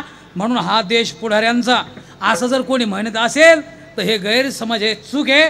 हा देश संन्याशांचा आहे, हा देश फकीरांचा आहे आणि हा देश वारकऱ्यांचा आहे. कारण एकाने सत्ता भोगलेली आहे आणि एकाने या आकाराला संस्कार देण्याचं काय केलेलं आहे, काम केलेलं आहे. आणि आकारापेक्षा संस्कार कितीतरी पटीने काय असतो, श्रेष्ठ असतो. आणि म्हणून मला असं वाटतं वारकरी संप्रदायाची नितांत आजही गरज आहे, मागही होती आणि पुढं सुद्धा गरज राहणारच. का बरं? त्याचं कारण असं आहे, कारण संस्काराशिवाय गत्यंतर नाही. मला सांगा ना, आज माणसं आकारानं वाढले उद्धव महाराज का संस्कारानं वाढले? हां, आमचे गुरुजी सांगायचे बाईले एकादश करायची सांगितली, बाईने एकादश केली नाही. आलं का? मग म्हशीने एकादश केली. ती म्हणे देवबाप्पाचा शब्द वयाला जाऊ देऊ नये. योगावान म्हशीने एकादश केली आणि बाईला सांगून नाही केली. चूक कोणाची? उद्धव महाराज. म्हणजे देवबाप्पाने एकादश सांगितली, ऐकली म्हणजे एक बाईनं ऐकली नाही, ऐकून केली नाही. आणि हिनं ऐकून केली कोणी? म्हशीने. मग चायला म्हैस, मग चांगलं कोण याच्यातलं? म्हैस. म्हैस आकाराने म्हैस आहे, पण एकादश धरली त्याच्यामुळे संस्काराने कोण आहे? बाई आहे ना, बरोबर आहे ना. म्हैस आकाराने म्हैस आहे, पण एकादश धरल्यामुळे संस्काराने कोण झाली? बाई. बरं, आता याची उलट बोलता का? बाई आकाराने बाई आहे, बाई आकाराने बाई आहे, पण एकादश न धरल्यामुळे म्हैस. आता हे मी कसं म्हणू? तुमच्या लक्षात आलं का? म्हणजे आकार महत्त्वाचा आहे का संस्कार महत्त्वाचा आहे? आलं का? म्हणजे असं बायांना म्हटल्यावर तुम्हाला तसं हसू आलं, पण आमच्या ठाकूरबाकडे एक घोडं होतं. बरेच लोक त्यांच्याकडे जायचे एकादश कधी. ते म्हणे मला नको विचार, घोड्याला विचार. मग घोड्याला खुराक टाकून पाहायचा, जर त्यांना खाल्ला तर समजायचं आज काय नाही एकादश, आणि जर त्यांनी नाही खाल्ला तर समजायचं आज काय एकादशी. कोणी विचारायचं? विचारायचं कोणी? माणसाने. आणि कोणाला विचारायचं? घोड्याला. मग घोड्या हो म्हणजे एकादश न धरणाऱ्या. मग आम्ही घोडं तरी म्हणलो तुम्हाला, पण घोडे बी नाही, कारण आमची नजर संप्रदायाची गाढवाचे घोडे. आम्ही करू दृष्टी पुढे ही आहे. पण मला असं वाटतं आकार महत्त्वाचा आहे का संस्कार? आता गतिरोधक आहे, हे माणसासाठी आहे का गाढवासाठी? हा, हे जे रोडना गतिरोधक आहे हे माणसासाठी का म्हणजे गाढवासाठी आहे? म्हणजे गाड्या सावकाश नाही, कोणाला सांगायची पडी आली आज? हा, गाढवाला माणसाला सांगायची पाळी आली. अरे गाढ हुकुमाराची जाऊन पहा, बांधल्यासारखं केलं ते म्हणतं मला बांधलं, सोडल्यासारखं केलं ते म्हणतं मला सोडलं. म्हणजे ते न बांधताना बांधलं जातं, त्याचं नाव गाढव आहे. आणि याला बांधायचा गाड्या सावकाश ब्रेक दिलं तरी सुद्धा गाड्या सावकाश आणत नाही. मग मला सांगा गाढव कोण? हा, मग तो गाढवाचा अपमान नाही? माणसाला एखाद्या गाढवासारखी गाडी आणली, गाढवानं काय गुन्हा केला हो? म्हणजे याचा अर्थ आहे आज माणसं आकाराने वाढले आणि त्या आकाराला संस्कार देण्याची एकमेव वास्तव संस्था जर कोणती असेल तर तिचं नाव ही कीर्तन संस्था आहे, बरं का. म्हणजेच तुम्हाला मला सांगायचं का, आम्ही प्रामुख्याने सत्तेसाठी त्याने 8 तास केला, पण त्याला जाऊन विचारा तुझा शेवटचा दिवस गोड झाला का? आता हे सत्ताधीश जेवढे असतील त्यांचा शेवटचा दिवस गोड होतो का? तर उत्तर आहे नाही. संपत्तीसाठी प्रयत्न केले. माझ्याकडे 15 जणांचे सज्जन, जागतिक लेवलचे आंतरराष्ट्रीय सज्जन, अरे एवढे मोठे श्रीमंत असलेले, त्यांचं गिनीज बुकामध्ये नाव आहे, पण त्यांना आत्महत्या करावं लागल्या. मग शेवटी शेवटचा दिवस गोड आहे का? म्हणजे सत्तेसाठी अट्टहास केला, शेवटचा दिवस गोड नाही. संपत्तीसाठी अट्टहास केला, शेवटचा दिवस गोड नाही. आता स्त्रीसाठी अट्टहास केला. त्याने एक बाई पाहिली, त्याचं नाव आहे राजा ययाती, भागवतामध्ये सुंदर वर्णन आहे. आणि त्यांना सज्जनावर त्या बाईला विचारलं, मला प्रपंच करायचा. ती बाई काय म्हटली माहिती आहे का? तुमचं वय झालं, मी हे तरुण, तुम्ही तरुण व्हा, मग तुम्हाला मी प्रपंच करते. मग योगायोगानं सज्जन ते मुलाकडे गेलं, त्याला 4 मुलं आहे. पण शेवटचा पुरू नावाचा जो पितृभक्त मुलगा होता त्याने त्यांना आयुष्य देऊन टाकलं. म्हणे बाबा जा तुम्ही विषय बघा, मी म्हातारा होतो. मला असं वाटतं बाप तरणा झाला आणि मुलगा म्हातारा झाला. 1000 वर्ष याने सज्जन त्या बाईबरोबर संबंध केला. आणि मग आम्ही त्याला जाऊन विचारलं की बा राजा ययाती महाराज, तुम्ही बाईचा संबंध केला, 1000 वर्ष प्रपंच केला, तुमचा आता शेवटचा दिवस गोड झाला का? ते म्हणे महाराज तुम्ही विचारू नका, मी सांगत नाही. आमचं झालं कसं म्हणे माहिती का? कसं झालं त्यांनी एक उदाहरण दिलं. समजा बरं का, उद्धव महाराज वाडा पेटला, गावातल्या लोकांनी एका मारोड्याचा, तर गावातल्या गरीब लोकांनी ते पाण्यानं विझवलं आणि यांना फोन केला की तुमचा वाडा आपला वाडा पेटला, विझवण्याकरता तुम्ही लवकर या. ते म्हणे कशाने विझवणार? चौकशा करायला लागला, कशाने विझणं झाली? ते म्हणे पाण्यानं. नालाय का हो? म्हणजे असा पाण्याने एवढ्या मोठ्या श्रीमंत असलेल्या माझ्या मारोड्याचा वाडा तुम्ही खुशाल पाण्याने विझू राहिले. सारे उद्या पेपरला येणार की मारोड्याचा वाडा पाण्याने विझवला, मला सारे लोक मूर्खात काढतील. 2 मिनिट तसाच राहू द्या, मी तुपाच्या गाड्या पाठवून देतो, गावरान तूप. सज्जन देशी गिर गाईचं. मग त्यानं भारी तूप पाठवलं आणि मग पेटलेलं वाड्यात टाकलं आणि तेव्हा वाडा विजला आणि मग गाव शांत झालं. नाही, तुपाना पेटलेला वाडा विजल का? नाही, मग काय होईल? पुन्हा शिलगण बरोबर आहे ना. तुपाने वाडा विजणार नाही, पण पुन्हा मात्र जास्त पेट धरल्याशिवाय राहणार नाही. मग तो म्हणे ह्यो असा तुपाने वाडा विजू मानणारा मनुष्य शहाणा का मूर्ख आहे? मूर्ख आहे का? मूर्ख शिरोमणी आले की नाही? तो मूर्खपणा मी केला. म्हणून न जातु काम कामानाम उपभोग्येन शाम्यती हविषा कृष्ण वर्तमेव भूये एव अभिवर्धते. अरे इंधनी कामे भोग वाढे, इंधनी आगीशी हका कचडे. कामाने काम समाप्त होत नाही, कामाने काम वाढतो. म्हणून स्त्रीच्या सहवासाने तुम्ही जर म्हणला की प्रामुख्याने आमचं काम शमेल, हे शक्य नाही. मग शेवटचा दिवस गोड होईल का? नाही. सत्ता शेवटचा दिवस गोड करत नाही, संपत्ती शेवटचा दिवस गोड करत नाही, स्त्रीचा सहवास शेवटचा दिवस गोड करत नाही. आणि चौथा महत्त्वाचा मुद्दा होता माझा, पुत्र शेवटचा दिवस गोड करतो का? बोला.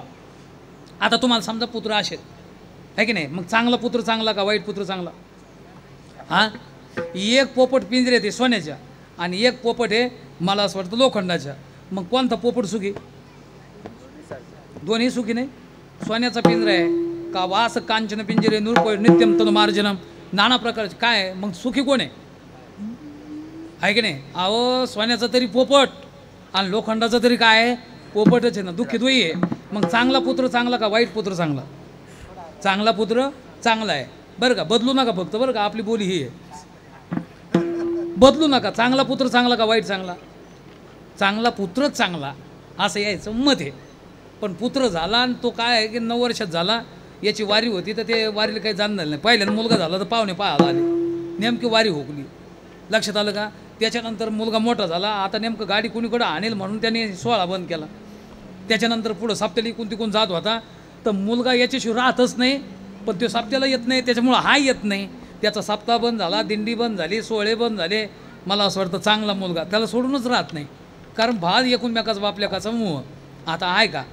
आणि वाईट पुत्र आहे, त्यानं काय केलं, लग्न झाल्याच आपल्या आईला ती आई म्हणली सुनाला की डावा पाय टाकत नसते, माय उजवा पाय टाक असं म्हणता क्षणी ही म्हणलीच कस का आई, म्हणून त्या वाईट पुत्रानं आईच्या मुस्काळात मारली. बापाला राग आला, ते म्हणे आता आत्महत्या, विहिरीत उडी टाकायला गेला. तर ती बाई म्हणे मेल्यापेक्षा आपण करू ना, मरणच मारू ना. मग याच्या लक्षात आलं, ते म्हणे काय करायचं, चला म्हणे आता प्रस्थाने. गेले वारीमध्ये, 15 दिवस सोहळा घातला, चातुर्मासात राहिले, चंद्रभागेचं स्नान, चांगल्या पद्धतीत सज्जन साधू संत दर्शन, चांगल्याच्या मुखातून कथा ऐकायला प्रारंभ झाला. 4 महिने तिकडंच राहिले, साधू संतांची उपासना घडली, नाना प्रकारचा परमार्थ घडला आणि फार त्यांच्या चेहऱ्यावर टवटवी आली. मग हे वाईट पुत्राचा परिणाम आहे. आता कोणता चांगला? वर पहा, हे चांगल्या पुत्रानं वाऱ्या बंद केल्या आणि वाईट पुत्राने एका थापडीत तर पण भरपूर गाठ लावलो. मग कोण चांगलं आहे? वाईट पुत्र चांगला. मी तर म्हटलं तुम्हाला बदलू नका म्हणून. मग नेमकं कोण चांगलं? तर चांगला नाही आणि वाईट चांगला नाही. कारण मोहात्मक वृत्तीने तो आपल्याला सज्जन दुःख देतो. मग नको का? आता तिसरा प्रश्न आहे, पण पुत्र पाहिजेच. कारण मी हे सांगितलं की पुत्र पुनाम नरक हा तस्मात आहे तिथे पुत्र हा पू नावाच्या नरकातून तो आपल्याला बाजूला काढतो. म्हणून पुत्र गरज आहे. पण लक्षात ठेवा, पुत्र शेवटचा दिवस जर गोड करतो असं जर तुम्ही म्हणताल तर हे शक्य नाही. आणि जर हे शक्य असतं तर राजा दशरथ हा कैकय्या दारुणम वचनम श्रुत्वा राजा दशरथा भूम निश्चेष्टस आपतत. कैकयीचे दारुण वचन ऐकून सज्जन राजा चैतन्य रहित होऊन पडला. राम राम केलं तर राम तिथं जाग्यावर नव्हता. मग रामामुळंच मला सांगा, पुत्रामुळंच मी सर्व सुखी होईल असा गैरसमज करू नका. पुत्र येनश्य मे राज्यम, शेवटी सर्व दुःखाय कल्पते. मला दुःखालाच कारण ठरलं म्हणजे पुत्र सुद्धा सर्व सुख देऊ शकत नाही. म्हणजे सत्तेसाठी 8 तासाचे शेवटचा दिवस गोड नाही. संपत्तीसाठी 8 तासाचे पण शेवटचा दिवस गोड नाही. स्त्रीसाठी 8 तासाचे शेवटचा दिवस गोड नाही. संपत्तीसाठी 8 तासाचे पुत्रासाठी पण शेवटचा दिवस गोड नाही. याच्याकरता आम्ही 8 तास हा नाही केला. आम्ही पारमार्थिक केला. करत असताना निष्काम केला. अंतकरणाची शुद्धी झाली. सद्गुरूंची भेट झाली. त्यांनी तत्वज्ञानाचा उपदेश केला. अज्ञान नावाचा दोष गेला आणि मग मात्र आमचा शेवटचा दिवस काय झाला? गोड झाला. म्हणले महाराज आता आम्हाला कळलं इथून पुढे काय करणार. मग महाराज सांगतात काय करायचं राज. आता निचिंतीने पावला विसाभा, आता निचिंतीने पावला विसाभा, आता निचिंतीने पावला विसाभा, आता निचिंतीने पावला विसाभा, आता निचिंतीने पावला विसाभा, आता निचिंतीने पावला विसाभा, आता निचिंतीने पावला विसाभा, आता निचिंतीने पावला विसाभा, मुक्तानिया धावा तृष्णेचिया, मुक्तानिया धावा तृष्णेचिया, आता निचिंतीने पावला विसाभा, आता निचिंतीने पावला विसाभा, आता निचिंतीने पावला विसाभा, आता निचिंतीने पावला विसाभा. या शब्दाने आता निश्चिंतेने आम्हाला खऱ्या अर्थाने 20व्याला आम्ही प्राप्त झालो. कारण आम्ही 8 तास केला आणि आमचा शेवटचा दिवस गोड झाला. खरं तर आमचे गुरुवरे भाऊ सांगायचे शेवटचा या शब्दाने सुद्धा मला असं वाटतं की काय साधनेचा सुद्धा शेवटच आहे की नाही. आयुष्याचा शेवट आहे आणि जन्म मरणाचा शेवट आहे. मला सांगा तुम्ही कशाचाही आपण शेवट केला तर नेमकं इथं आयुष्याचा शेवट हे करावं लागतो का होत असतो? होत असतो आहे की नाही. प्रपंच करावा लागतो होत असतो. अहो आता तुमचे हे पांढरे केस झाले हे केले का झाले? झालेच ना. म्हणजे याला काही करायचं काम नाही. कारण प्रकृतीचा तो धर्म आहे. स्त्रियतेचे शरीर वेळोवेळी ज्याच्यात परिवर्तन होतं बदल होतो. मला असं वाटतं ह्या गोष्टी होणाऱ्या आहे पण आम्ही अट्टहास केला काय का प्रयत्न केले आणि परमार्थ हा प्रयत्नाचा आहे परमार्थ अदृष्टाचा आहे असं जर कोणी म्हणत असतील तर हा सुद्धा गैरसमज आहे. मला असं वाटतं बरेच लोक आता आम्हाला कशाचं घडतं बा पंढरपूर हे ते आलं का आणि इकडं गुरुजीच्या भाषेमध्ये आमच्या धुमसू प्रपंच करतो. म्हणजे प्रयत्न जिथं अदृष्टानं आहे तिथं प्रयत्न करतो आणि जिथं प्रयत्न करायचे ते म्हणतो आमचं कशाचं आहे नशिबात. हे आता तुम्ही मोठे भाग्यवान तुम्हाला परमार्थ घडला आलं का. आणि जिथं ते अदृष्टानं होणार आहे आता तुम्ही बोर घेतला पण नाही लागलं प्रयत्न केले का नाही सक्सेस झाले का नाही. तुमच्या हातात हे आता प्रयत्न तर केले प्रयत्नाने जर तुम्हाला साध्य झाला असतं तर मला असं वाटतं प्रयत्न आपलं शास्त्र सांगतं श्वानमापी म्हणजे कुत्रंसुद्धा या देशामध्ये पहिलं श्रीमंत झालं असतं. कारण ते रात्र आणि दिवस काय करतं महाराज प्रयत्न करतं. पण प्रपंच अदृष्ट अधिक प्रयत्न आहे आणि परमार्थामध्ये फक्त प्रयत्नच गरजेचे. तुम्ही प्रयत्न केले तर एक दिवस तो सिद्ध झाल्याशिवाय राहणार नाही. आम्ही प्रयत्न केले, आत्ता हाच केला आणि म्हणून हे फळ आम्हाला आज खऱ्या अर्थाने प्राप्त झालं. आमच्या शेवटचा दिवस गोड झाला आणि आता मात्र निश्चिंतीने आम्हाला विसावा प्राप्त झाला. आता या शब्दाने मला असं वाटतं काय प्रामुख्याने सज्जनो, खरं तर माऊली महावैष्णव ज्ञानेश्वर महाराजांनी सांगितलं. उदाहरणार्थ आपण जर विचार केला, आता तुम्ही इथं साखर कारखाना आपला टोपे साहेबांकडे, मग ऊसाची काय होते, साखरेचं काय होतं रस, रसाचं काय होतं पाक, पाकाचं काय होतं गूळ, गुळाची काय होते साखर, पुन्हा साखरेचं काय होतं ऊस, ऊसाचा पुन्हा रस. नाही हा नाही होत का असं बोलत जाण. मग साखरेचा नवे ऊस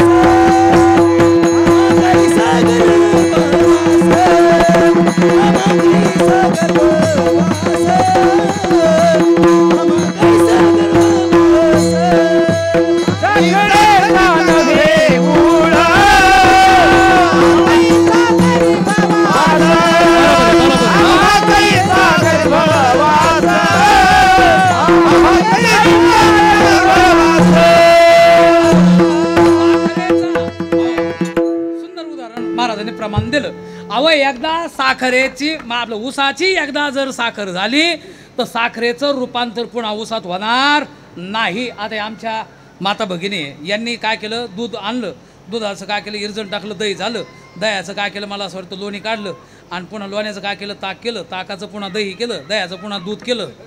आलं का? मग दह्याचं ताकाचं रूपांतर बाबा पुन्हा कशात होणार नाही, दुधात होणार नाही. म्हणजे एकदा का दुधाचं दही दह्याचं लोणी तयार झालं तर पुन्हा त्या लोण्याचं रूपांतर दुधात होणार नाही. दुसरं उदाहरण, तिसरं उदाहरण माऊलीने दिलं. व हे लोखंडाचं, आता हे बिचारे माईक सिस्टीमवाले चांगले असल्यामुळं आम्हाला असं वाटलं फकीर आपल्या संन्यासी महाराजांना यायच्या होकडे होता परीस, तेव्हा जाता जाता यायच्या लोखंडाला सोनं लावू, आपलं हे परीस लावलं आणि त्याचं काय झालं सोनं झालं. पण त्याला नजर नव्हती सोन्याची. ते म्हणजे लोखंडाचं जाम असतं, हे सोन्याचं पिवळं धमक केलं. कोणी केलं? आम्ही सांगितलं संन्यासी महाराजांनी तुमचं द्या. तेव्हा त्यांना म्हणा काही प्रयत्न करा, पैसे घ्या, पण आमचं जसं आहे तसं करून द्या. आता होईल का? का बरं? परिसाचा एकदा रूपांतर सुवर्ण आपलं लोखंडाचं रूपांतर एकदा सोन्यात जर झालं तर पुन्हा त्या सोन्याचं रूपांतर लोखंडात होऊ शकत नाही. म्हणजे हे झालं तिसरं उदाहरण. म्हणजे किती झाली उदाहरण आपले? म्हणजे ऊसाची साखर होते, साखरेचा पुन्हा ऊस नाही. दह्याचं लोणी होईल पण लोण्याचं पुन्हा रूपांतर दुधात नाही. तिसरं लोखंडाचं सोनं होईल, सोन्याचं रूपांतर. लक्षात आलं का? म्हणजे कशात होणार नाही, लोखंडात होणार नाही. ते माझे परम साचो कार्य निजधाम, म्हणजे असं ते माझं परम आहे सर्वश्रेष्ठ निजधाम. अहो एकदा त्याला जर साधना करून प्रयत्न प्राप्त त्याला त्या निश्चित साध्यापर्यंत पोच जर झाला, जन्म नाही रे अनिक तुका म्हणे माझी भाग, अशी वृत्ती मला असं वाटतं होते. गुरुजीच्या भाषेमध्ये सांगू तुम्हाला, शरीर शिल्लक राहिलं पाहिजे पण शरीराचं कर्तव्य कर्म समाप्त झालं पाहिजे. यालाच काय म्हणायचं, जीवनमुक्त अवस्था आहे. आणि ती आम्हाला प्राप्त झाली.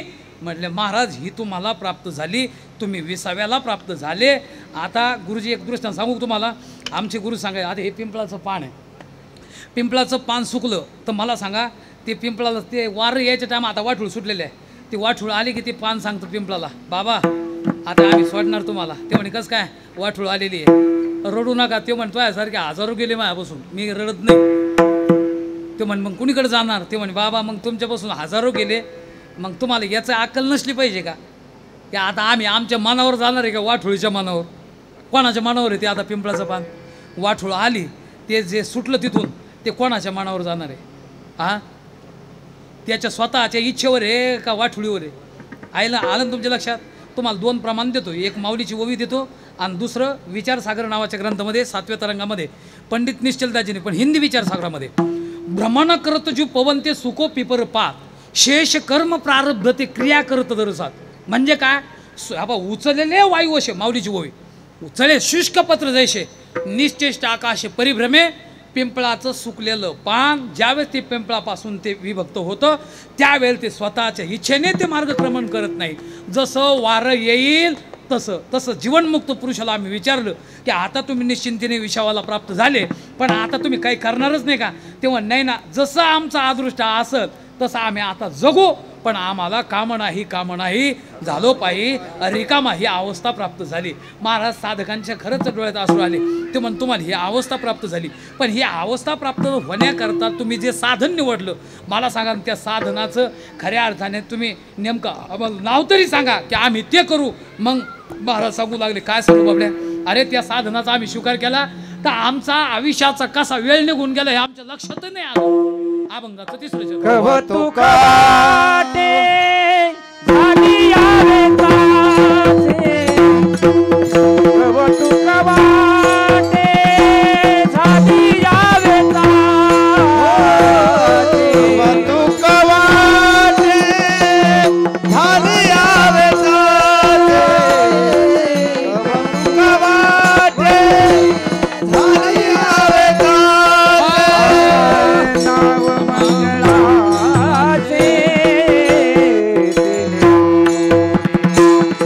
नाव मंगळाचे तेने गुणे हाताने सिंधीने पावलं विसावा, हाताने सिंधीने पावलं विसावा,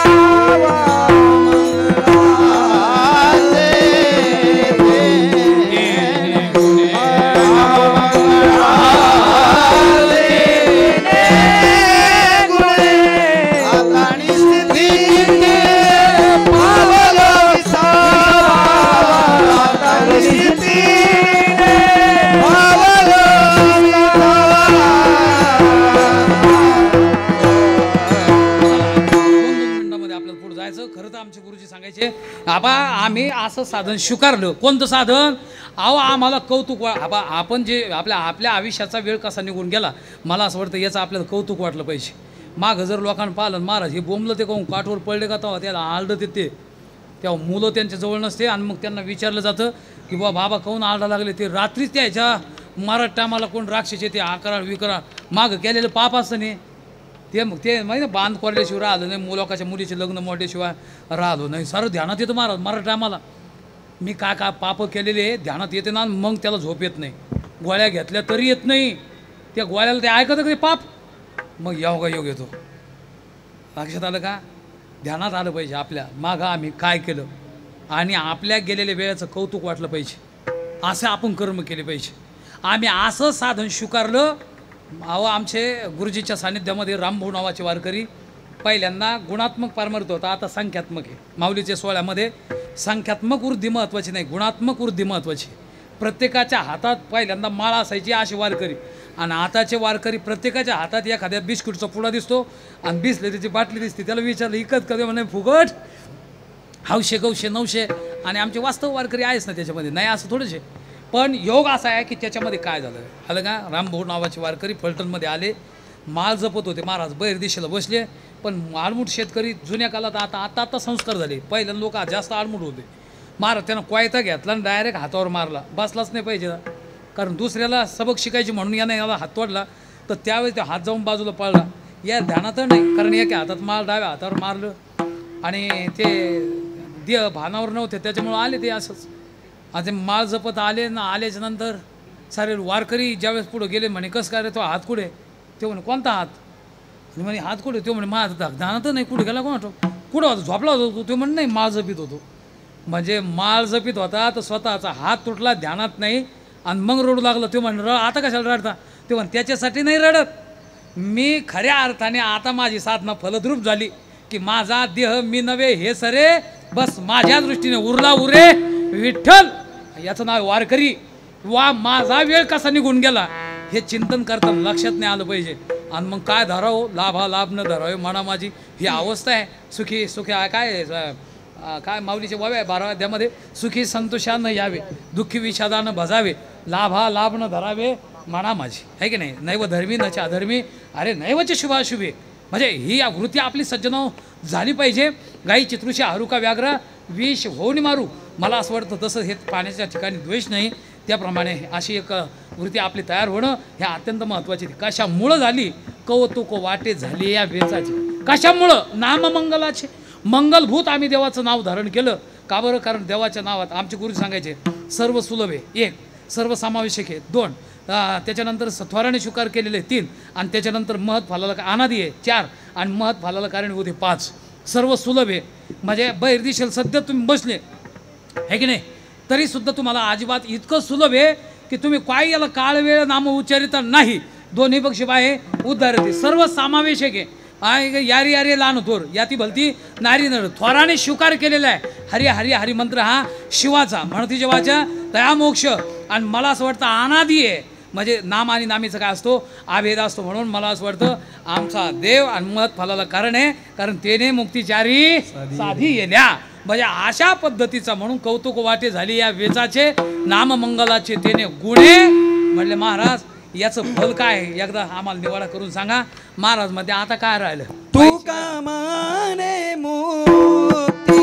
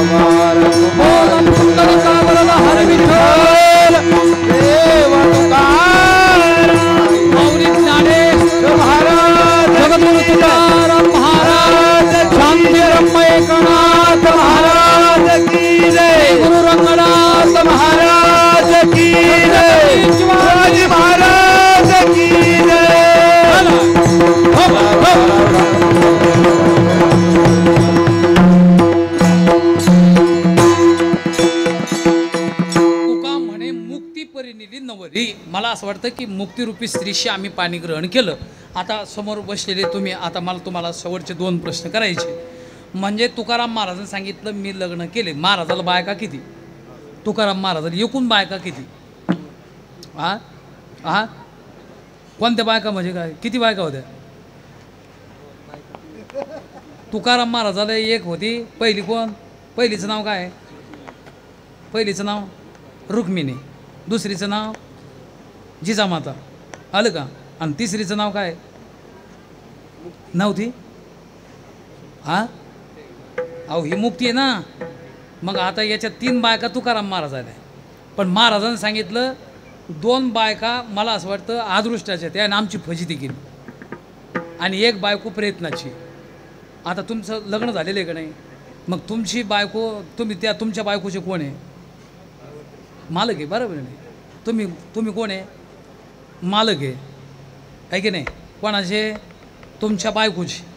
मग तुमच्या बायकोचे तुम्ही मालक म्हणण्याकरता तेल कोण आणतं? तुम्ही. आहे की नाही? सांगायला कोण आहे? बायको. मीठ सांगायला कोण आहे? बायको.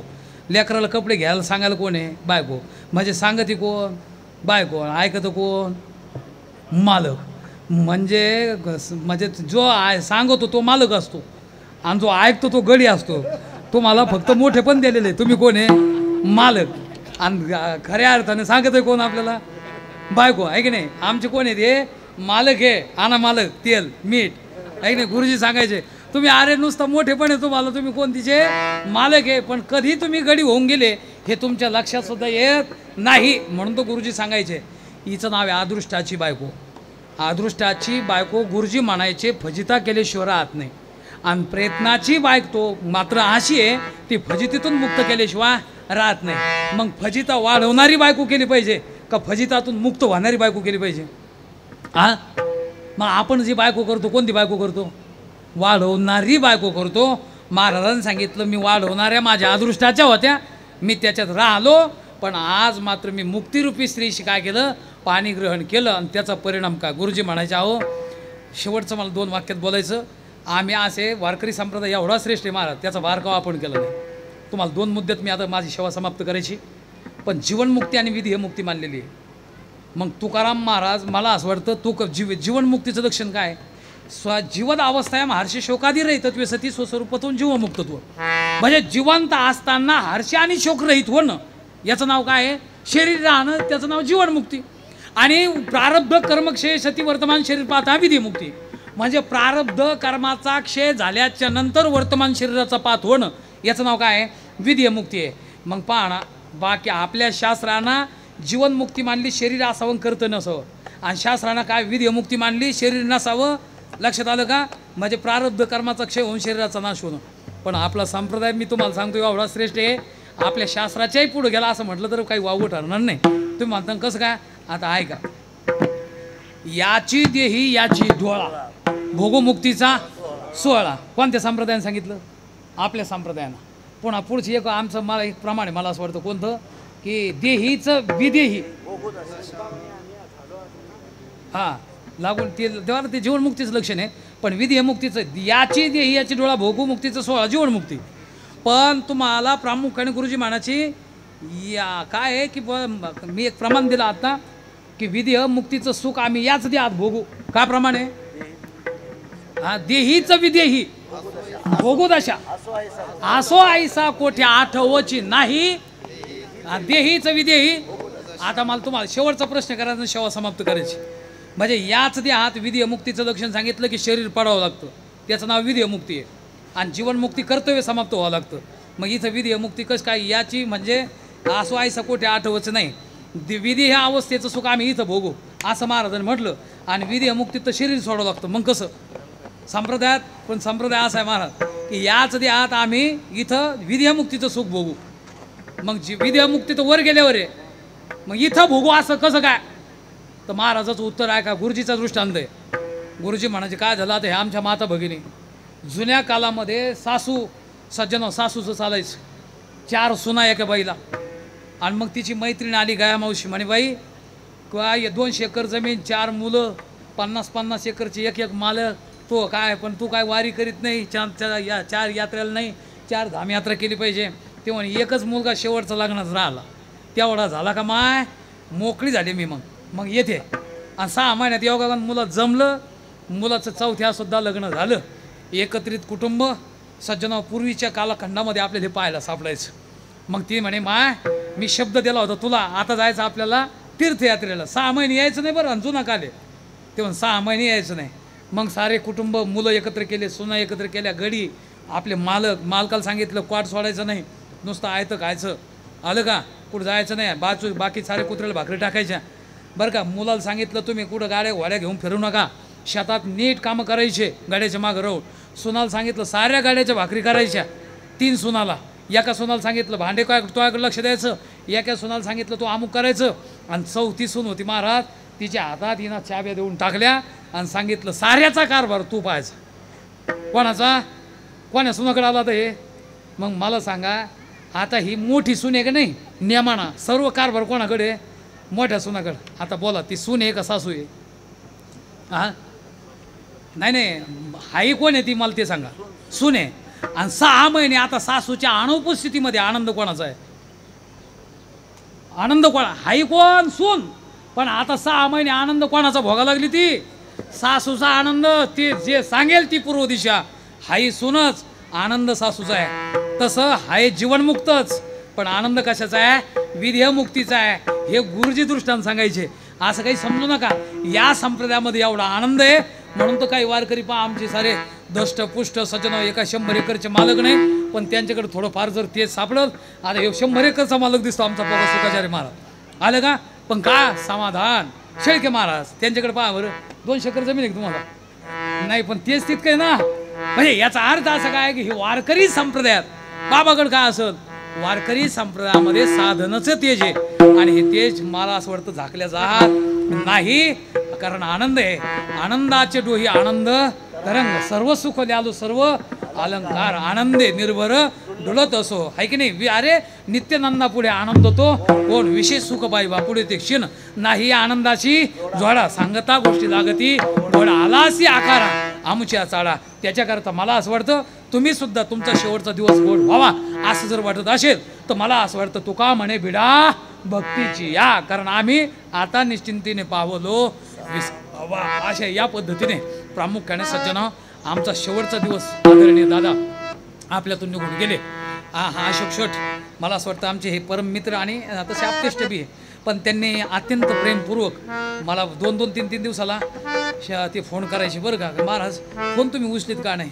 पण आम्ही घरी गेल्यास नंतर मग आता गाईच्या याच्या नादी लागतो. ते म्हणे बाबा फोन उचलीत जा. पण मी व्यक्तिगत इतक्या मी दक्ष नव्हतो. पण ते अत्यंत दक्षतेने सर्व वारकरी जेवढे आपले येतील तेवढ्यांना आम्ही तृप्त करू. पण तुम्ही महाराज कार्यक्रम आमचा भरगच्च झाला पाहिजे. आणि या निमित्ताने या परिसरातील सर्व महाराज मंडळी प्रामुख्याने या ठिकाणी उपस्थित आहेत. बरं का आदरणीय सर्व आमचे अशोक शेठनं हा कार्यक्रम अत्यंत प्रेमपूर्वक घडून आणला.